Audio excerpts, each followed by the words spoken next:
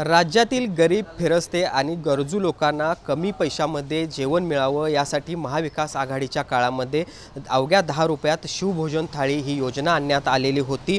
ह्या शिवभोजन थाळीचे अनेक केंद्र राज्यामध्ये पाहायला मिळत आहेत। मात्र गेल्या 4 महिन्यापासून या सगळ्या शिवभोजन थाळीचे जे केंद्र चालवणारे चालक आहेत त्यांना त्यांचे अनुदान आहे ते मिळालेलं नाही आणि त्यामुळे हे चालक जे आहेत ते आर्थिक अडचणीमध्ये येताना आपल्याला पाहायला मिळत आहेत। विशेषतः या सगळ्या शिवभोजन थाळीमध्ये चपाती भाजी भात अशा पद्धतीचा आहार 10 रुपयामध्ये मिळेल अशा उद्देशाने ही सगळी योजना आहे ती सुरू करण्यात आलेली होती। त्याला नागरिकांचा देखील मोठा प्रतिसाद मिळतोय। त्याचबरोबर अनेक केंद्र देखील या निमित्ताने सुरू झाले आणि त्यामुळे अनेकांना व्यवसाय देखील मिळालेले होते। मात्र आता गेले 4 महिने झालं कोल्हापूर जिल्ह्यामध्ये देखील हे अनुदान आहे ते या सगळ्या शिवभोजन थाळी चालकांना मिळालेलं नाही आणि त्यामुळे ते आर्थिक अडचणीमध्ये येताना आपल्याला दिसत आहेत। माझ्यासोबत इथले केंद्र चालक आहेत जे सगळे शिवभोजन थाळीचं केंद्र चालवतात।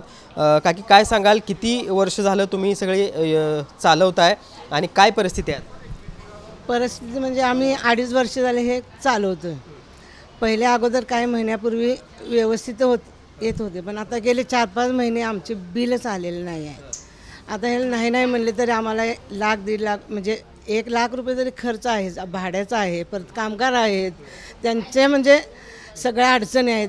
तरीसुद्धा आम्ही इकडं तिकडं करून त्यांचं सगळ्यांचं फक्त आमचं एकच सांगणं आहे की आम्हाला कळकळून सांगणं आहे की आम्हाला बिल लवकरात लवकर मिळले पाहिजे।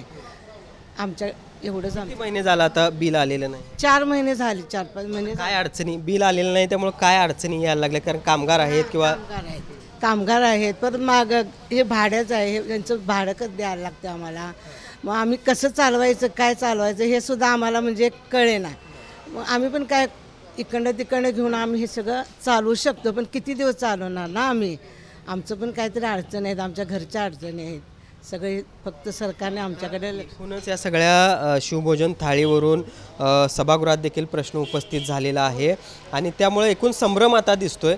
जर येत्या काही महिन्यामध्ये किंवा 2-4 दिवसामध्ये हे पैसे आले नाही तर पुढच्या महिन्यात तुम्ही हे सगळं चालवू शकणार आहात का? आता जशा पद्धतीनं गेली 4-5 महिने हे सगळं चालवतं तसं जरा अवघडच आहे, तरीसुद्धा आम्ही प्रयत्न करणार, कारण आमच्या अपेक्षा सरकारकडून हेच आहे की आमच्याकडे पण त्यांनी लक्ष दिलं पाहिजे।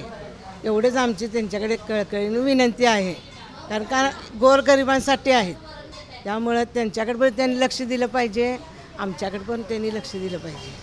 पहिला आपण कशा पद्धतीने या सगळ्या शिवभोजन केंद्र चालवणाऱ्या सगळ्या चालकांची अपेक्षा आहे। खरं तर गरिबांना आधार देणारी ही सगळी योजना आहे, त्याचबरोबर अनेकांना व्यवसाय देखील मिळालेला आहे। मात्र गेली 4 ते 5 महिने हे सगळं अनुदान मिळालं नसल्यामुळं हे सगळे केंद्र चालक जे आहेत ते हतबल झाले आहेत। कोल्हापूर जिल्ह्यातील काही केंद्र या सगळ्या अनुदान मिळालं नसल्यामुळं बंद देखील पडल्याची परिस्थिती पाहायला मिळते आणि त्यामुळं लवकरात लवकर हे काही थकीत अनुदान आहे ते लवकरात लवकर मिळावं आणि पूर्ववत आम्हाला हा सगळा व्यवसाय सुरू करता यावा अशा पद्धतीची अपेक्षा या निमित्तानं सरकारकडे सगळे शिवभोजन थाळीचे जे चालक आहेत, केंद्र चालक आहेत ते व्यक्त करत असताना पाहायला मिळत आहेत। व्हिडिओ जर्नलिस्ट सुनील काटकरसह भूषण पाटील, TV9 मराठी, कोल्हापूर।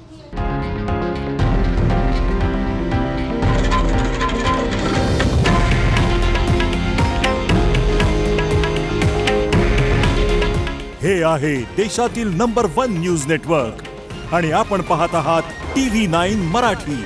काळजी तुमची, हित महाराष्ट्राचं।